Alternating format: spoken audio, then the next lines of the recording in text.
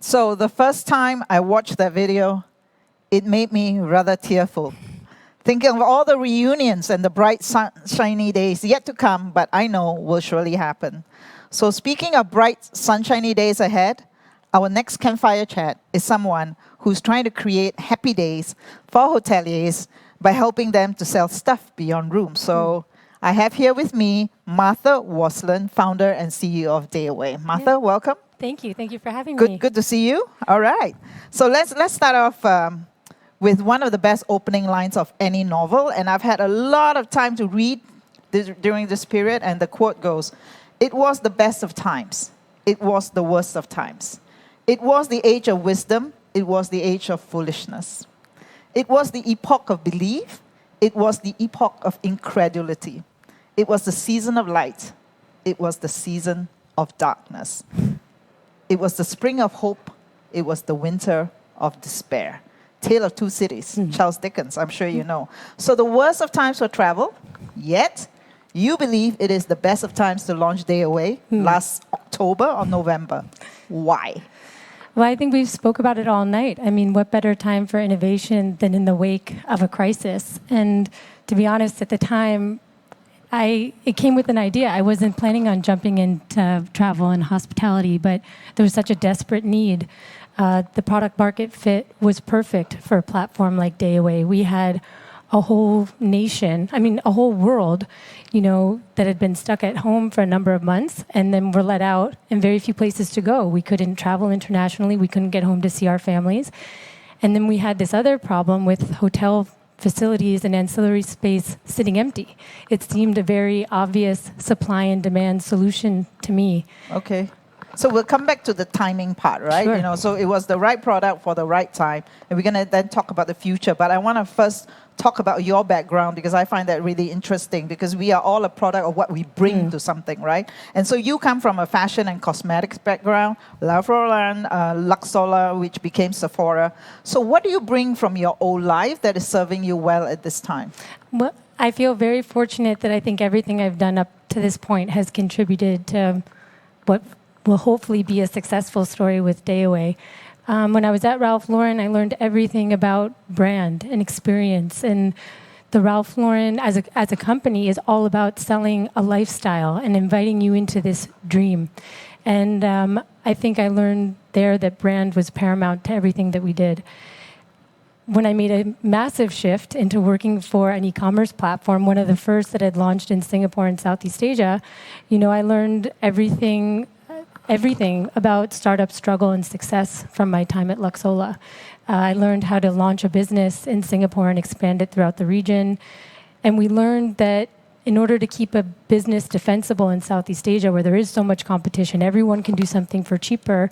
The way that we built our brand around customer service, brand engagement, building a very loyal online community is what kept us defensible from bigger platforms that started popping up after us that could sell products at a 70% discount. Right, so it wasn't price competition, it wasn't about the transactions, but about that loyalty and the engagement, right? So I'm interested in this topic too, because whether there are overlaps between the two industries. For example, in cosmetics, like I can imagine that lipstick sales have plummeted, right? And eye makeup maybe has gone up. And do you have any interesting stats around that? And any tips from how the cosmetic world adapted to this shift and what can we learn from it in the hotel world? Yeah, well, I think, in the cosmetics world, not so many relevant to this conversation stats around what products were succeeding and failing. There are always fast trends in cosmetics and in fashion as well.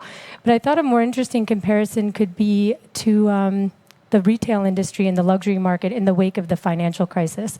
I was at Ralph Lauren. I started there in 2006 and remained there until 2011. So I lived through that recession that was happening in the US and found some very interesting consumer trends. For example, obviously people's wallets were hit really hard. There were other areas of the industry that were very negatively impacted. Department stores had a very difficult time.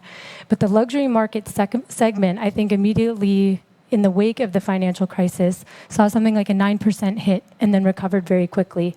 And what we started seeing in the division that I worked at Ralph Lauren, which was that luxury segment, was that people always saw value in the products that we were selling, that high price point item. So people weren't buying less, they weren't buying down, they were buying differently, but perceived value was still very important.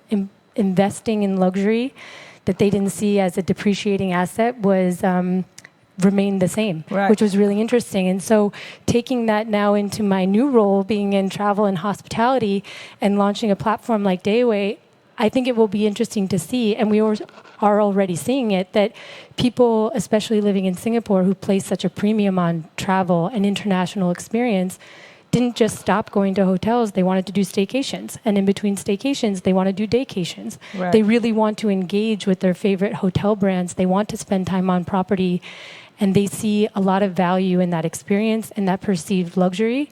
So it's interesting to see that they don't want to navigate away from hotels. They don't find hotels irrelevant. They just need to find new ways to interact. Because hotels are so much a part of our community life, right? Especially in Asia, where we actually eat in the hotels, unlike other places where we don't eat in hotels, right? And actually, the hotel industry, you know how old it is? The oldest hotel is in Japan, Nishimaya Onsen Keunkan, I think that's how it's pronounced, opened in 705 AD. 52 generations, right? So a very old, established, industry with great community roots. But at the same time, I've seen this outpouring of creativity during this period, right?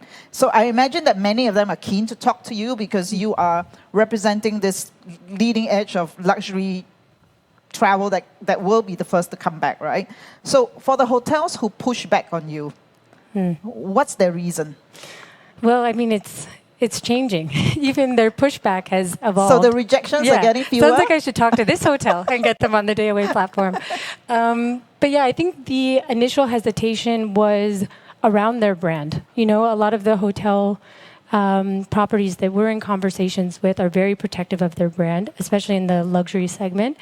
So they didn't really want to play in the daycation space. They didn't want to do rooms by the hour, rooms for less, discounts just to turn a buck, in the wake of this crisis. So I think the initial pushback was, who are you? How are you going to protect our brand? What does this network look like? The most consistent question I was always asked is, where are you marketing? Who are you trying to attract? What kind of demographic are you looking to connect with?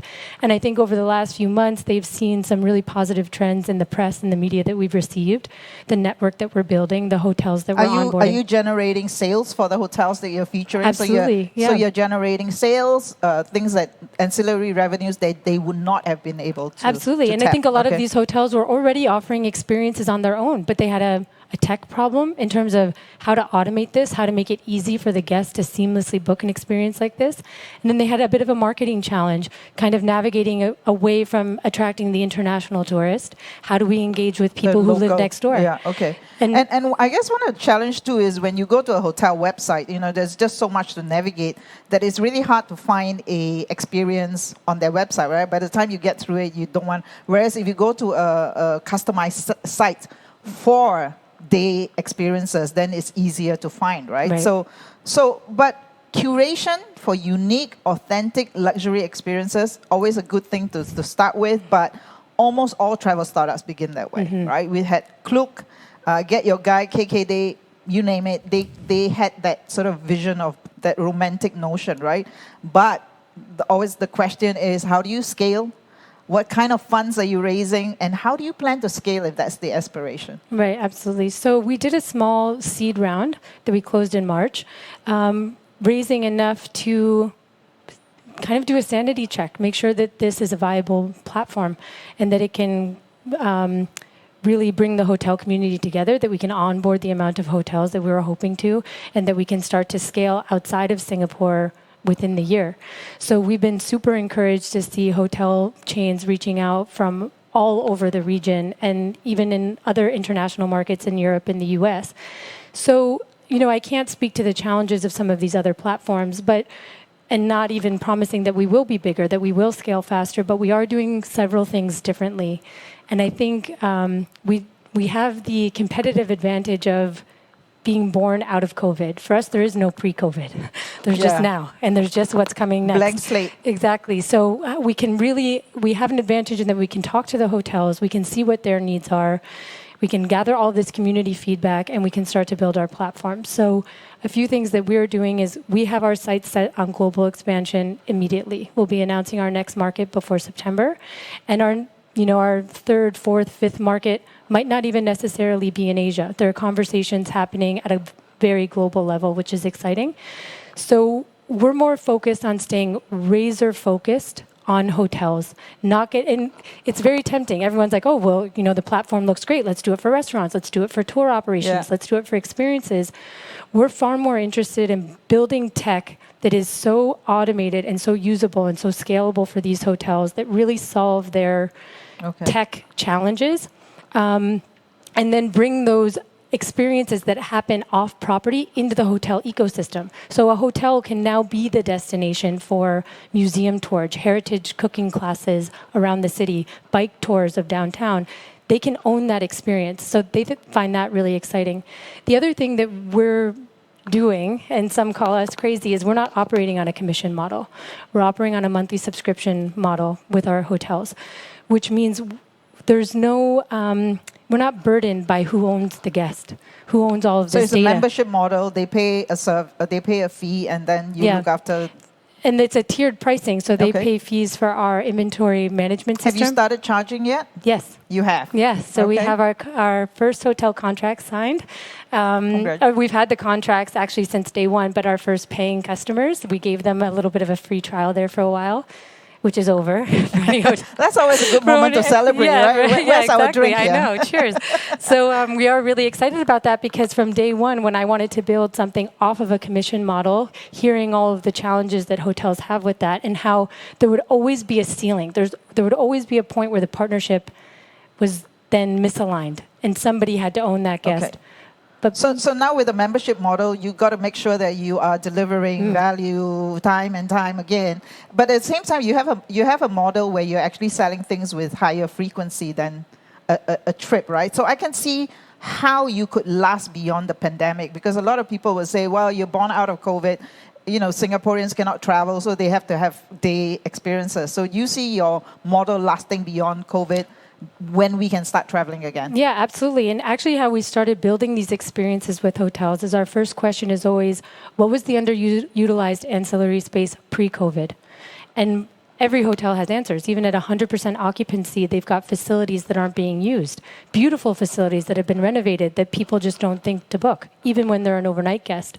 So we think that the DayAway platform has huge utility when borders reopen for our customers in our local cities. But even imagine when you're traveling internationally again and you're choosing a hotel based on it being the best room.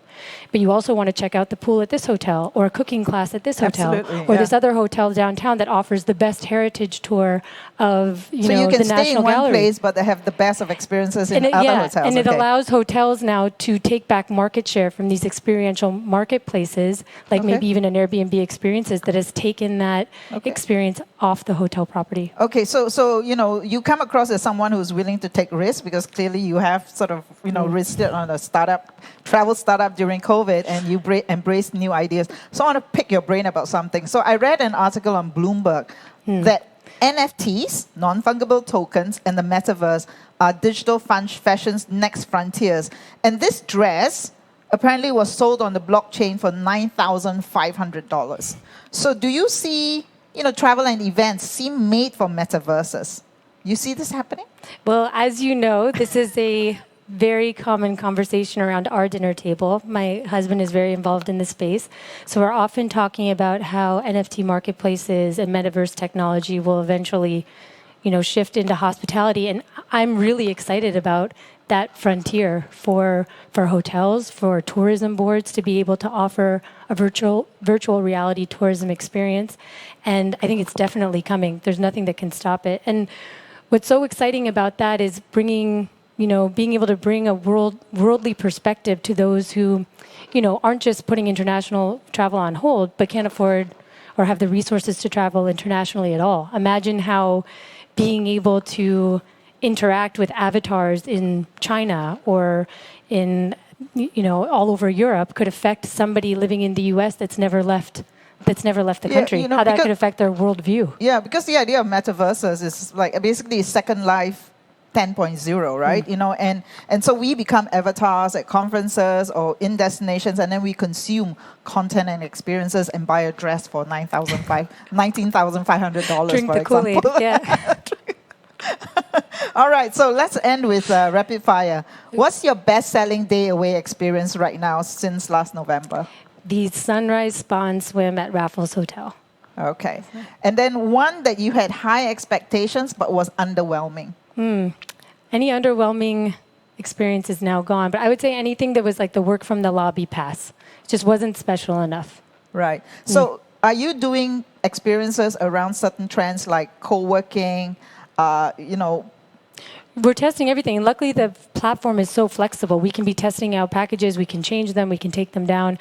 And right now, it's a little bit of trial and error because trends are going all over the place. Right. People are wanting something different every week, depending on restrictions. But yeah, we are testing new things. What we're finding is the experience around engagement, connection, getting together with your friends, celebrations, birthday parties, even executive retreats, you know, investor meetings. Reunions. Yeah, reunions. Reunions, Lots of definitely. success, yeah. Okay. So what would be a signature Martha DayAway experience? Oh, it's so hard to choose. It's like asking which of my kids I love more. No, your own. Create your own. Yeah. Oh, not Your even own. an existing one. Yes. Oh, well, I mean, I'm simple, you know, like anytime I can be by a pool, cocktail in hand, okay. in the sun, have access to the spa, I would be very happy. Okay, which is why your best-selling product is Spa and Swim. Yeah, That's your they all signature. do very well. All yes. right, so thank you, Martha. Thank you so much for having this me. conversation, and look forward to being at the pool with you, go to a spa and have cocktails together. You let me know and anytime. celebrate DayAway. Thank you. Thank you Thanks, so Hoon. much. Thank you.